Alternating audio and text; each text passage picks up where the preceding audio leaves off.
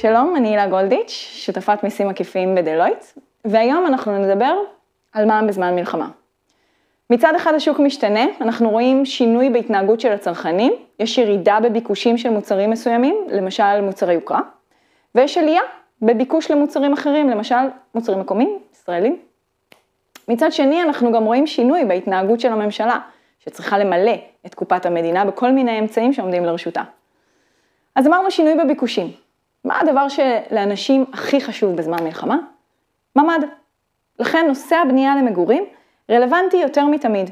בין אם מדובר בבנייה חדשה או התחדשות עירונית, ובין אם מדובר ביהודים מהעולם שדווקא בתקופה הזאת מעוניינים לעשות עלייה או לרכוש דירה בישראל.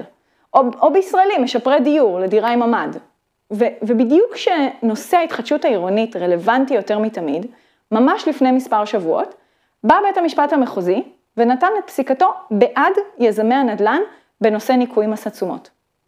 אבל לפני זה, תראו את הכתבה שפורסמה בשנת 2020, בזמן שהקורונה השתוללה במדינת ישראל. מע"מ יצא נגד חברות יזמיות בתחום ההתחדשות העירונית. בפרויקטים של התחדשות עירונית קיים נוהג שבמסגרתו היזמים משלמים את שכר טרחת עורכי הדין שמייצגים את הדיירים. כל השנים האלה היזמים היו מנקים את מס התשומות בגין אותם עורכי דין, ורשות המיסים החלה לעשות ביקורות, ולא להתיר להם לנקות את מס התשומות, בטענה שעורכי הדין לא נותנים את השירות ליזמים, אלא לדיירים. אחד המקרים הגיע לפתחו של בית המשפט, והוא פסק בזמן המלחמה ממש לפני חודש, בדיוק להפך מעמדת רשות המיסים. הוא קבע שאפילו שהשירות ניתן לדיירים, היזמים יוכלו לנקות את מס התשומות על שכר טרחת עורכי הדין. השופטת קבע בניגוד לעמדה של רשות המיסים, ששכר טרחה שחברה יזמית בפרויקט של התחדשות עירונית משלמת לעורכי הדין של הדיירים, נחשב לחלק אינטגרלי מהוצאות הפרויקט, ולכן היא יכולה לקזז את המע"מ. ברור שיש לפסק דין הזה משמעות רוחבית עבור כל החברות שעוסקות בתחום ההתחדשות העירונית, כי מי יודע איזה עוד הוצאות אפשר לדרוש. בכל מקרה, לרשות המיסים יש את האפשרות לערער על ההחלטה הזו לבית המשפט העליון, והיא טרם החליטה אם לעשות כך או לא, משהו בטוח הולך להיות מעניין. ומה עוד עושים בזמן מלחמה? הממשלה מחפשת דרכים להגדיל את תקציב המדינה, בדיוק להפך ממה שהיא תכננה לעשות לפני חצי שנה. הנה תראו רק חלק מהוצאות חוק שהיו על שולחנה של הממשלה.